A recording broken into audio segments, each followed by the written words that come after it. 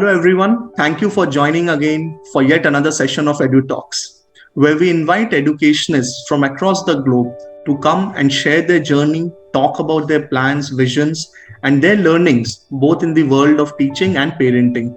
So, today we have with us Mr. Yasir Patel, all the way out from Africa. So, thank you, sir. Thank you for being with us and agreeing to share your experiences. I'll just share one thing about Sir before I open the discussion. So he's one gentleman who has worked across 6 continents. So a wide variety of experience and knowledge and very varied experience, hopefully that we'll all gain today.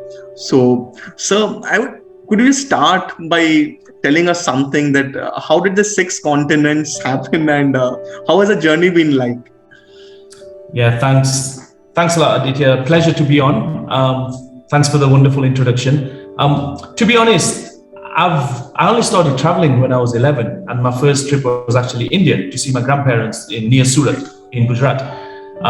So I'm from the northwest of England, and from a very deprived area actually, from a background. Parents were working class and just tried their best to feed us and keep us going. But I think as I made that first trip to India, and then there was a following trip a year later, I think we went to Saudi Arabia to perform the mini pilgrimage or Umrah. I started realizing traveling is something I really wanted to do.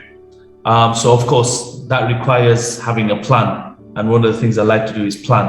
I always knew I was going to end up doing a degree in mathematics. So that's how it began, really, just, with a couple of traveling around for a couple of things. Then watching TV, of course. I remember watching Hollywood movies thinking, oh, that's amazing. I'd love to go there one day.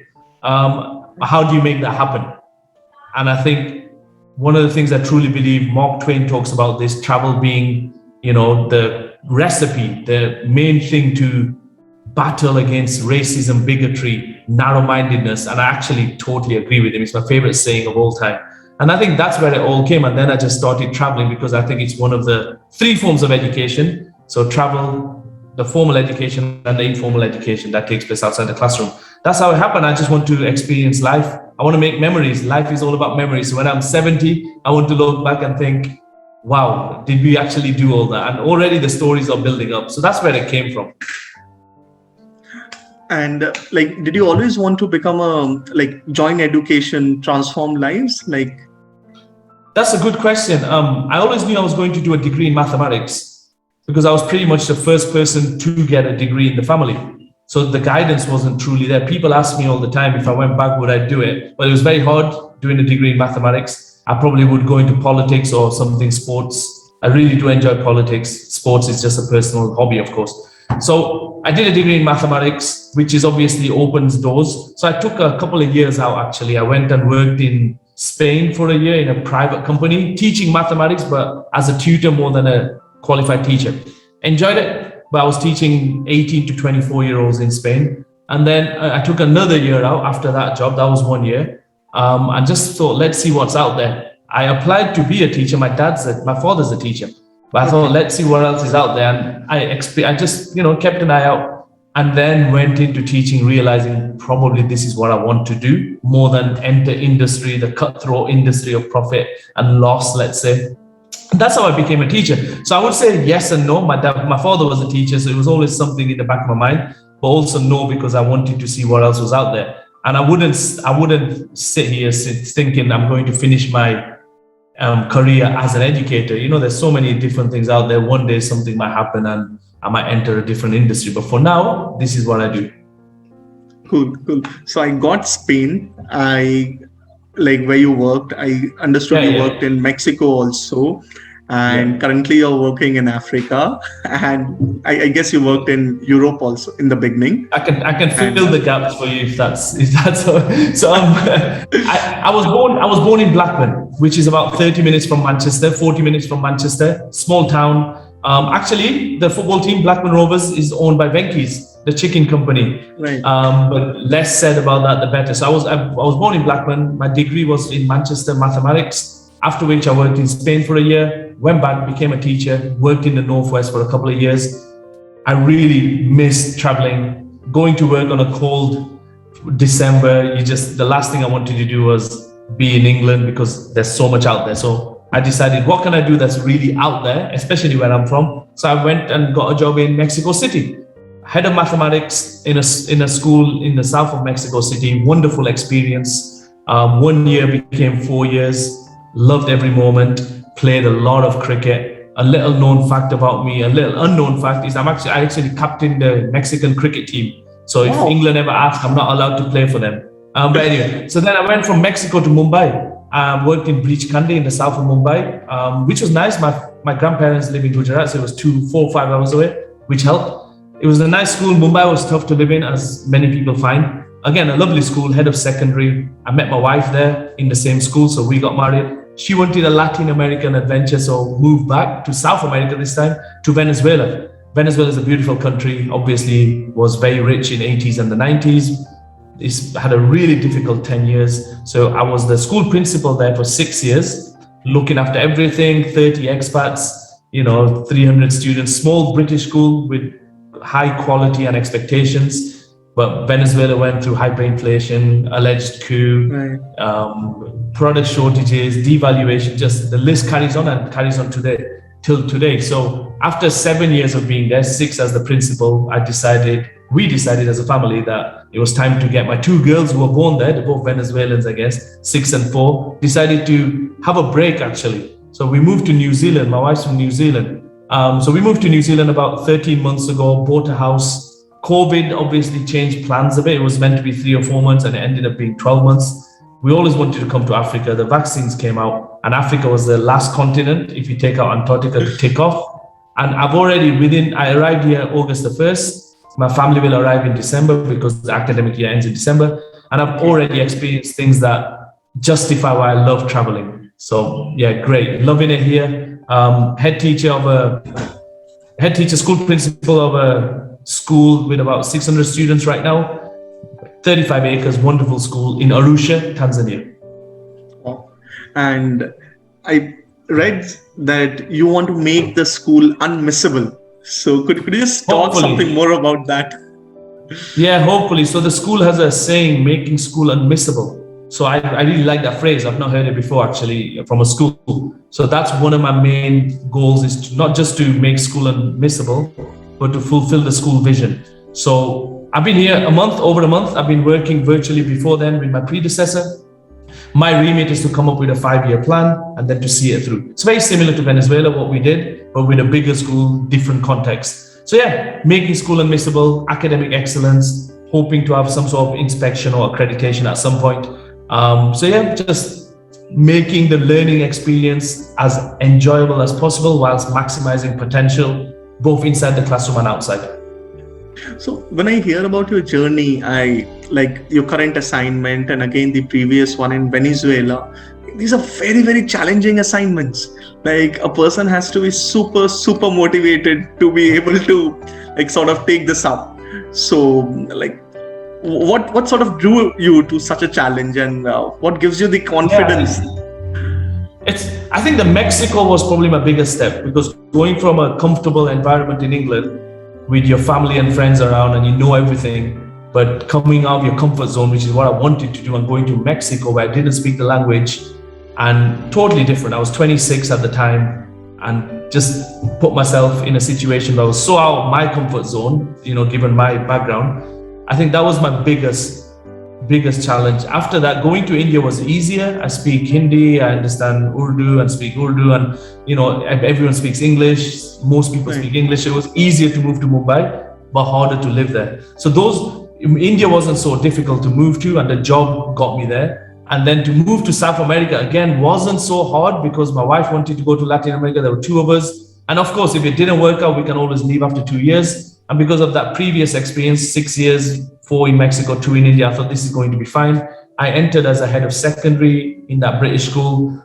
Hugo Chavez had just died. There were some signs that there were problems ahead, but obviously no one could have predicted how bad it was going to become. So in my first year there, I was internally promoted to the school principal position. I felt ready for it, but who would have predicted everything that happened? Power outages and gas, as in fuel outages, and everything else that happened. You can't predict that. So I think when I look back, there's things that trigger my memories in Venezuela, especially I could write a book about it. I'm sure people keep saying, but when I look back on the day to day, you just get on with the job. You're just continuing with the job and keeping things going. And I was very happy that we achieved great inspections. Academic standards were high. But when you look back, you think, wow, did you really do that? And the question is, if I knew now what I knew, if I know now what happened over the 6 years, would I start again? Would I apply for that job again? Probably not, because it just seems overwhelming. I mean, who would go into Lebanon or Afghanistan right now and do the job? It just seems overwhelming, but especially with kids, I would definitely not go to Venezuela right now. But it was an amazing experience. And to be honest, I might one day return if things slightly improve. And my kids can run around outside and so on. We might be returning one day. I love the country. I love everything about it, really. But yeah, like I said, looking back, would I do it again? Knowing what was going to come? Probably not. But in the day to day, you just kind of get on with it and life continues. And New Zealand obviously was fine. Very, very developed. Everything works. Quite boring, I felt, given my history. And then Tanzania right now, I was telling my wife today that it just seems quite boring. But touch wood, nothing's going to happen. It's boring in the sense that there's no calamity happening outside the school. The school, there's a lot of challenges in the school, but there's no gas crisis, there's no food shortages. So hopefully it'll stay like that. So coming to Tanzania was quite straightforward compared to everything else. The only thing different is Africa. I've never been to Africa, which is why I'm here. Right. So, like as I say, when you had your trial by fire, so you're already through that. So now everything looks normal to you, and it's relative. There's no excitement. It's all relative, isn't it? It's all relative. Absolutely. And what was your when you're growing up? It's always easier to connect the dots in retrospect. So, what helped you, when you were growing up, to become the person you are? Any person you used to look up to, or your experiences or something? Yeah, I mean, I think one of the questions I've had in the past, asked by students, teachers, whoever, is, were you always a leader? And when you look back, like you said, you connect the dots. So in school, I was captain in my primary school. So before I was 11, I was captain of 3 or 4 teams: badminton, football, cricket, chess. Wow. So I wasn't captain of football, but captain of the other 3. And then I entered secondary school and I became captain of the cricket team. And then I entered my club cricket team at that point, 13, 14, I became captain of the club cricket team. And there was always this leadership roles. I entered, when I became 16, 17, I started captaining and coaching my local football team and set up a cricket team. And that went on for 5 or 6 years, after which point I thought, I'm done with this. I just want to play. I don't want to be leading anymore. So I took a couple of years out and I ended up captaining another cricket team, as you do, right? I went to Mexico. I thought I wouldn't be playing much cricket. Ended up playing every week. And again, in Mexico City, there was a cricket team and I became the captain for 3 years of Mexico as well. So I think there's always been something inside me, I guess, that people see, that they approach me to become captain. When I went to Mexico, I was head of maths. I was approached to be head of many other things. And obviously you have to always prioritize. So I think that's one, the leadership aspect was definitely there. I think in terms of education, my dad's, like I mentioned, my father's a teacher.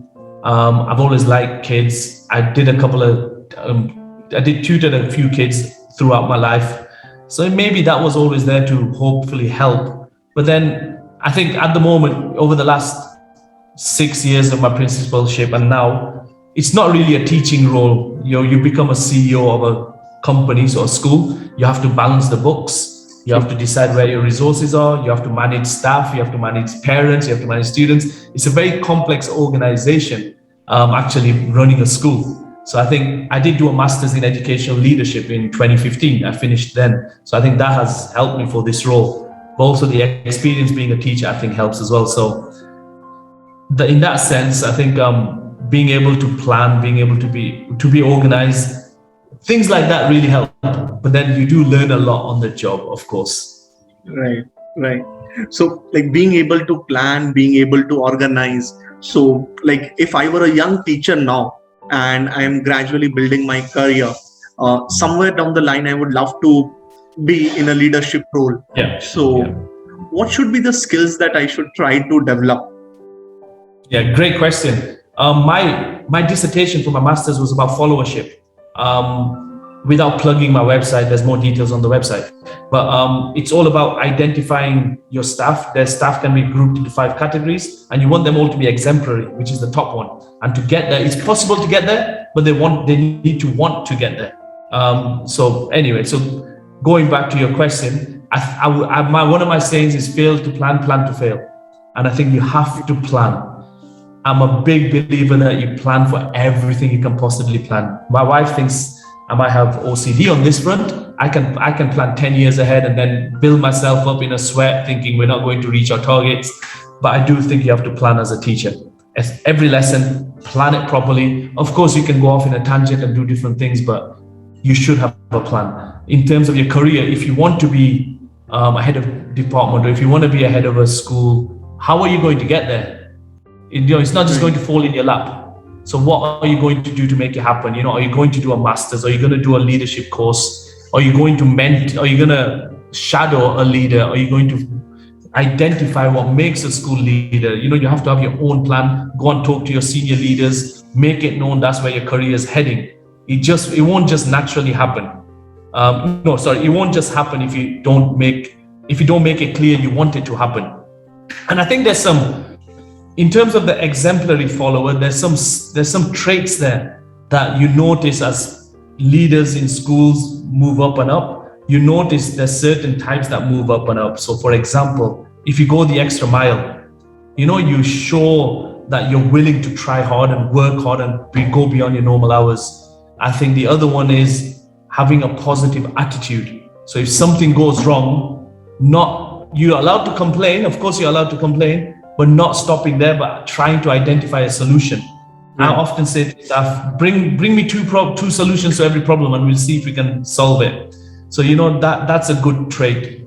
I think charisma is not something that you can just have, but it's something maybe you can build up. Presentation skills, being able to stand in front of an audience. I've not done a presentation until I was 21. And then the first presentation I had to do in front of 6, I nearly quit my job. It was that nerve-wracking, but you have to put yourself in those positions. But then, like I said, identify what you want and create a plan to get there. Be organized, go that extra mile, have that, develop your charismatic self, have your personality, be positive. I think it's important that you're positive. In international schools, things go wrong all the time, and don't let things tear you down. And if you're getting so frustrated, leave. You don't have to stay at the school. But I think there's a lot. Flexibility is another trait. Be flexible, right? You have to show that you're willing to change and stay away from negativity. I often used to stay away from the staff room because this is sometimes a hotbed of negativity. Stay away from that. Show that you're willing to help the school. You have had an amazing journey where you worked across different continents and different roles, coming up with different kind of challenges. Any particular milestone or achievement at which you are very, very proud of? That's a really good question. I think there's a number of them, Aditya, but if you were to ask me for one specifically, I would say being appointed as a school principal in the British school Caracas in Venezuela at the age of 32. My aim was 50. So, I cut down 18 years, but again, I was at the right place at the right time, but I also prepared for it. I was ready for it and I made the moves to be ready for that position. I think that would be the one that really sticks out, being given that position, because that was a big step in my career. There have been others, but that one in particular made me really proud of what had been achieved. And I think a lot goes down to my wife. She encouraged me to do a master's in education leadership. She encouraged me to apply for the position. I would say that one. Wow. And I understand that you have always a plan. You always have a plan, and you're a very structured person, very prepared.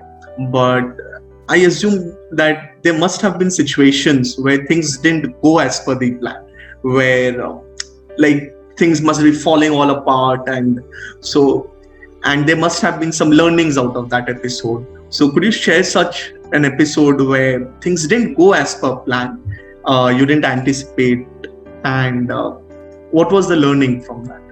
Yeah, of course, these things happen, right? Especially during my principalship in Venezuela, we had a phrase which was hope for the best, plan for the worst. So we were always hoping things would change, but when we would have contingency 1, 2, 3, 4, 5, right? And it never ends like that. So, I mean, COVID is the best situation, isn't it, for everyone right now? My last year in Venezuela, things were coasting along. I'd never had it so easy. And then all of a sudden, COVID arrived, March the 13th, and we had to close the school immediately. Now, that was not in the plans. We knew it might arrive, but not to the extent it did. I actually felt after 2 or 3 weeks, we'll be back at school, right? But because we had so many crises before, we were ready to implement a short-term plan, but we weren't ready to implement a medium or a long-term plan. And I look back and think, who would have been ready for that? So that was definitely a moment where after a couple of weeks of school being off, parents who pay high fees on your back saying, what are you going to do about this? Are you going to teach lessons online? And the teachers saying, we can't teach lessons online because it's too long sitting in front of a screen. It's not good for us. So then you've got all these different pressures coming at you. So we had to come up with quickly a medium and a long-term plan. So if the school stays closed for 1 month, we'll do this, 2 months, we'll do this, 6 months. And even though I was leaving, I even created a plan for the following 12 months. So I was there for the 6 months of COVID, and I created a plan for the following 12 months. So if the school stays closed, this is what we do. If it opens, this is how we open. So I think there's another saying, which is being reactive was proactive in Venezuela. And I think for COVID, it was very much true that you could only be proactive for so long, right? You had to react to the situation and let people know that the situation will change in the last minute, and they have to be ready for it. And I think parents of schools especially, and so you could say customers, I guess, appreciate it when you're honest and you let them know the plan and be very transparent that things might change at the last minute. And one of the skills I've learned is to listen. Listening takes a lot of time. Of course, it takes a lot of time, but you have to listen and actively listen. People feel like you're taking notes and you're going to do something about it. COVID was the biggest one I did, by far. We had power outages, but I think we were kind of ready for that. But the COVID hit us hard, especially because it was so long. It was unpredictable when it was going to end. Right. They always say that there are no mistakes, but only learnings. Any mistake you would want to share? Oh God. Well, made many mistakes I did, and I've learned from them for sure. I think if you're not reflective, that's another trait you have to have, right? If you're not reflective and you're not willing to learn, then you're just not going to improve, and you'll get stuck out at some point. I think when I let's go back to when I was in Mexico. Actually, I was head of maths, and I had so many ideas coming from England, trying to implement ideas from England in Mexico. That was the first mistake. We're not in England, we're in Mexico City in a different context. And the second mistake was I had, say, 10 ideas, and I wanted them all done in 3 months. And the rest of my team, I had a team of maybe 8. They were clearly trying to tell me, we haven't got time to do this. We have families to look after. I obviously didn't have a family then. We have our own lives to take care of. When do you expect us to do this? But they were being very polite. And I was just expecting this to be done. But I had a wonderful boss who I'm still in touch with today. Absolutely fantastic man. One of the few true altruists that I've met. And he sat me down. He was in the maths department as well. He was a maths teacher, but he was the head teacher. And he just told me, look, this can take 2 years to do. It's not going to be done in 3 months. And these are the reasons why. This is not England. This is Mexico. This is how it's going. It just won't work. And he opened my eyes. But I was also very stubborn at that time. I was only 26. And I'm sure he would say this. I was very stubborn, and often I would think I was right and others were wrong, black and white. And it's not always black and white. There's shades of gray. And as the years have passed, I've realized there are shades of gray. But one thing is for sure, educators, we all want to make a difference. We all have the same intentions. It's just how we get there. And I think this Jeff Bezos has a saying, agree to disagree, disagree, but commit. And I think that's really important as well. Perfect. And so one thing I would like to understand, that having worked again across so many geographies, like, is teaching different? Like you just mentioned that things which worked in England didn't work in Mexico, right? So like, how different is it? Like, does the local culture, like is that different, or which sort of you need to change your approach, or is the affluence level a differentiating factor? Yeah. What is different across so many experiences? I think it depends, right? I think when you're in England, there's a certain understanding that this is what makes a good lesson and this is what makes a good school. For example, that's a very simplistic way of putting things. And you go to another country. Number one, you have to be aware of the intake you have. So students tend to be more affluent, working class to rich, I guess, in private schools. So you have to be aware of the intake you have. You're not likely to have behavior issues. So then there's a different, people think, put that to the side, I can teach. But then these students might be from a very, very wealthy backgrounds, and they might not have the motivation. So how are you going to connect with them? How are you going to make them understand this is important? So that's a challenge actually in many schools, trying to make a child of a millionaire understand that education is important for that person when he or she knows that they're going to inherit their whole wealth in the end and be okay. So that's one of the challenges. I think when you enter another school, they might have a different inspection body or an accreditation body. Then based on that, they might have different philosophies on what makes a good lesson and a good school. So I guess that recruitment is really important. You get into a right fit. But if you're willing to step out of what you think is excellent and go into another system and be open to something that might be different and challenge your thinking, then it would be really interesting. But if you're not, that's okay. I think it's okay if you just want to go to a school that fits your philosophy, then you have to be careful you enter that school. And I think, remember, there's the most simple idea I can give you is inquiry-based learning is one of the big things right now, where teachers give a hook and the students learn and you move around like a guide. But then there's the direct instruction, which I think I was used to in school. Teacher stands at the front, you take notes, you answer some questions, pretty much standard lesson. And that's coming back into the fold. And there's a lot of research that's coming out that's showing that's more effective than, inquiry-based learning or Socrates learning, let's say, where,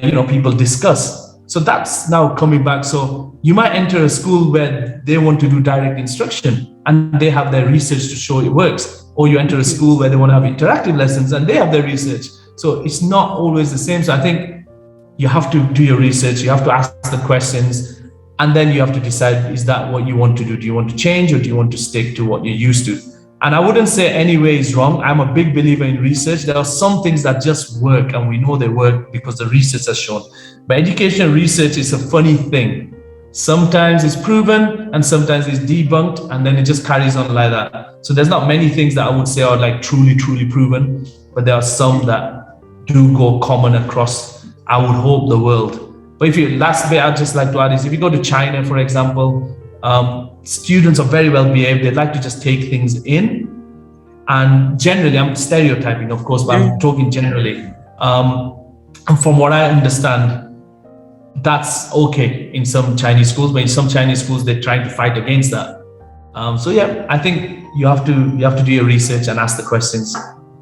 Wow. So if I were a teacher and even if I'm in a same country, if I understand correctly, what you're saying is even if the thought process of a school changes, like when I move, so if one school might believe one pedagogy style is better versus the other, so there's a lot of adjusting that requires to be done.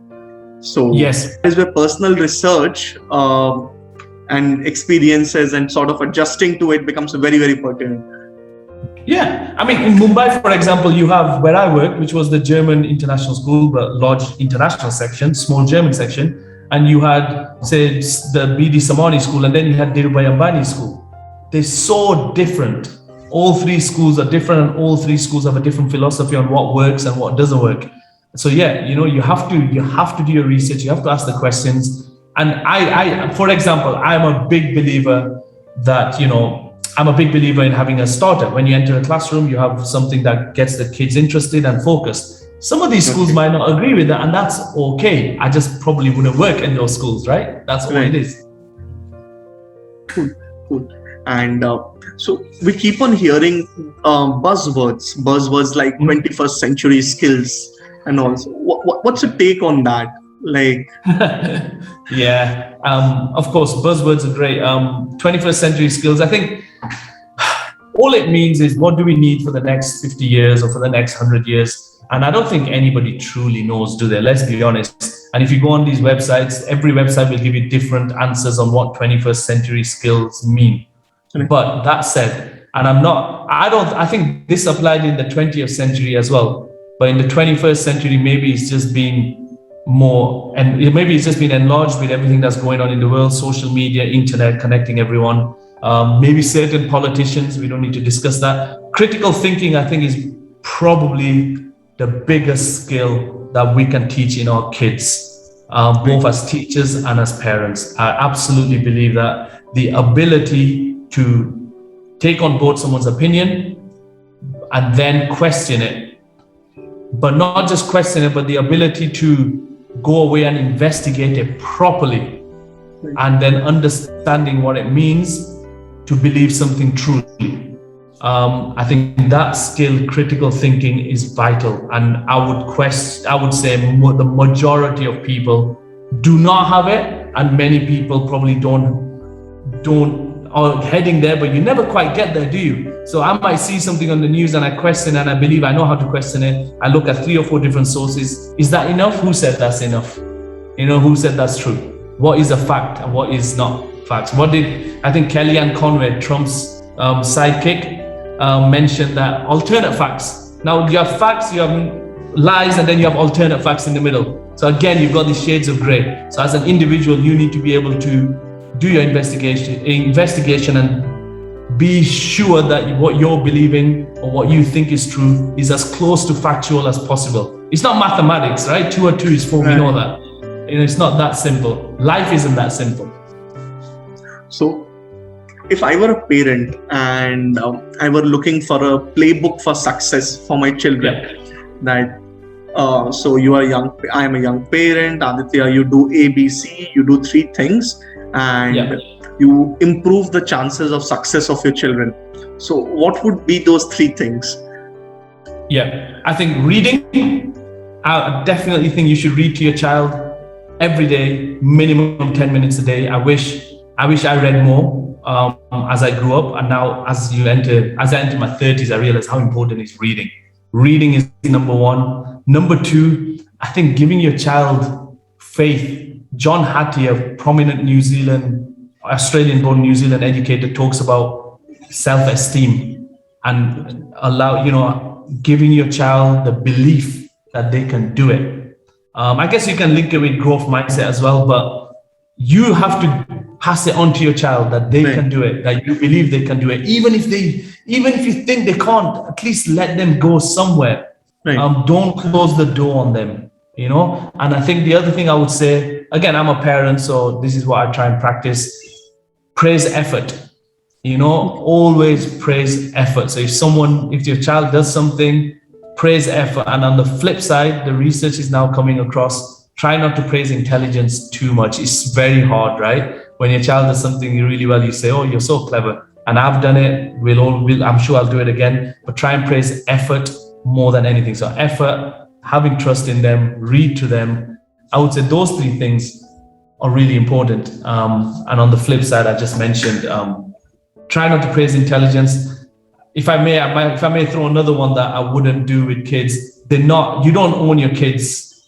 And this is, I guess many people will disagree with me on this because of religious or cultural beliefs. You do not own your kids, and remember that at some point they will leave the house. So give them the freedom to do what they want and go where they want, go and do what they want.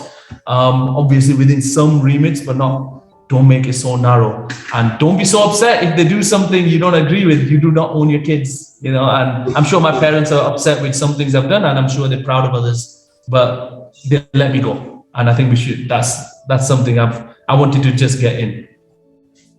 Excellent, excellent. So that, like, I'm a young parent myself, so it definitely helps. So what I gather, like, if I were so like two major, I would say, areas that I'm taking away from this interaction, that if I'm a young teacher and I want to grow forward in life, there are few key action items. So one, plan. You have to have a vision. You need to assess how you're going to get there. So first step is planning. Be organized and gradually step on executing. And you have to demonstrate or develop few things. You have to be ready to go the extra mile, maintain a positive attitude always, be solution oriented. Don't just come with problems, but if possible, have a positive mindset and be solution oriented. Work on your presentation skills, because ultimately if you want to be a leader, you will be expected to hold the audience of multiple people. So start working on your presentation skills and be reflective, because if you're not reflected, you will not be able to understand which are the areas of development and how ultimately are you going to access there. So that was definitely one playbook for young teachers which I picked up. And in terms of parents, playbook, what they could do to ensure a more successful future for the children is read.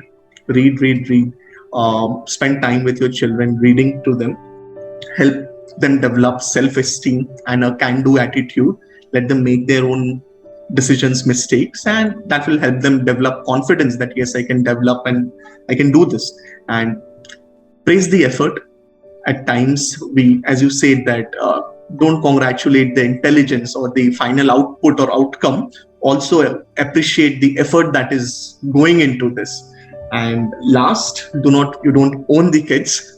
That is very difficult, like coming from a very Indian background. Yes, I know. We sort of always have this approach that I told you so, do it so. And we've seen that all around us. But definitely, somewhere or the other, the independence and the development of the personality, I gather, that sort of takes away.